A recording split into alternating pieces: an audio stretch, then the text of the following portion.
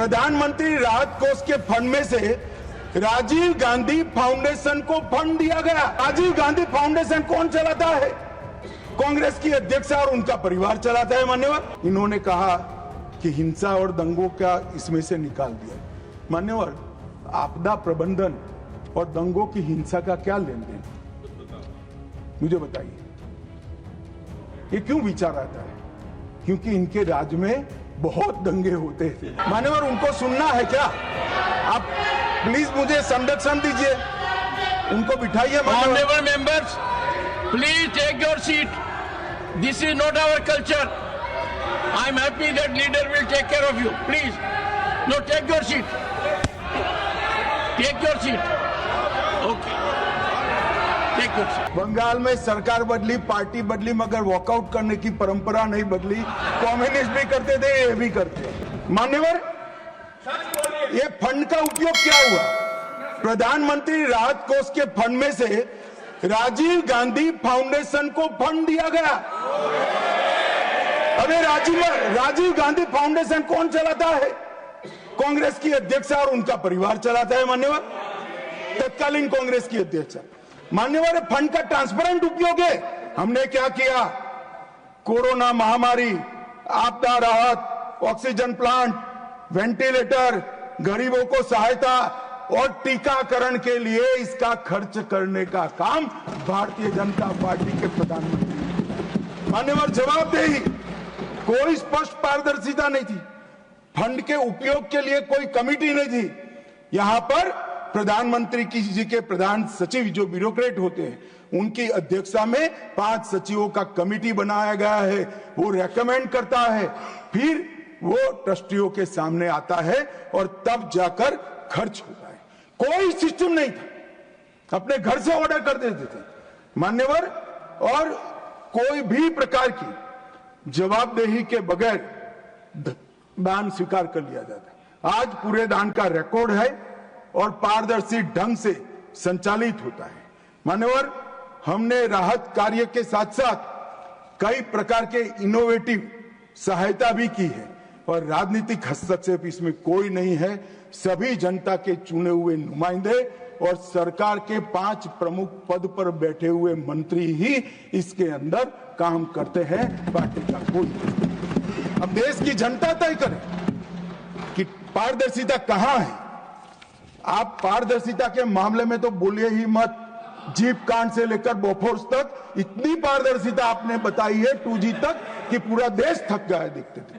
12 लाख करोड़ के घपले घोटाले भ्रष्टाचार किए और तब जाकर वहां जाकर बैठे हो। मान्यवर,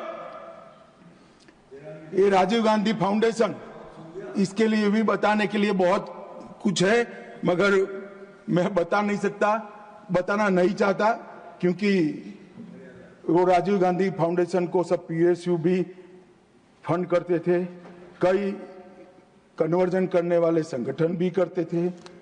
जाकिर नाइक के NGO से भी उसको 50 लाख का चंदा मिला था। मान्यवर, और कई चीनी संस्थाओं ने भी पैसा दिया था। मान्यवर, ये ट्रांसपेरेंसी की बात भारतीय जनता पार्टी के लिए करते हैं।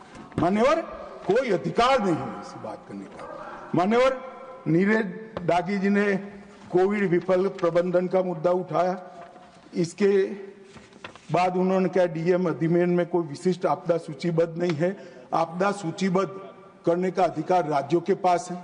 अपने राज्यों के आपदा के प्रकार के अनुसार वो उसको सूचीबद्ध कर सकते हैं। और इन्होंने कहा कि हिंसा और दंगों का इसमें से निकाल दिया। मान्यवर, आपदा प्रबंधन और दंगों की हिंसा का क्या लेन देन, मुझे बताइए।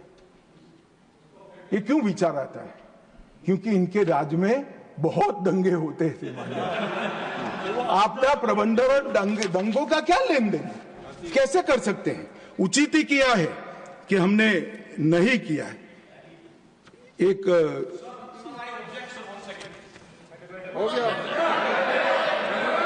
मान्यवर,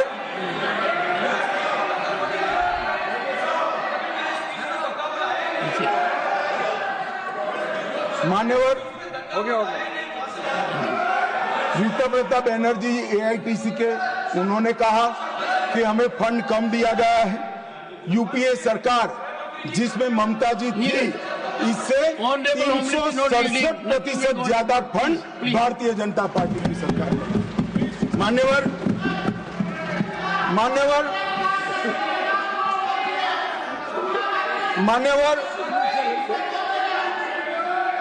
अब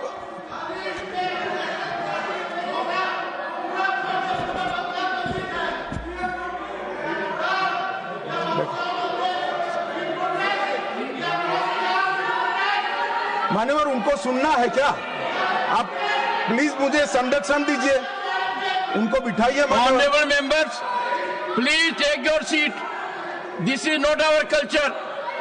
I am happy that leader will take care of you. Please, no, take your seat. Take your seat. Okay. Take your seat. I do not appreciate disturbance in the house.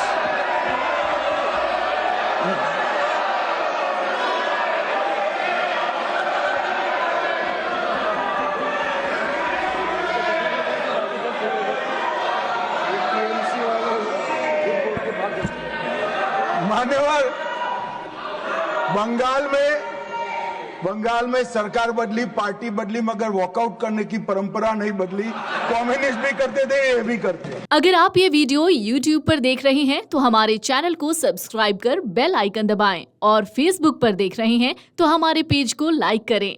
8 million plus subscriber, आपके इस भरोसे के लिए बहुत धन्यवाद।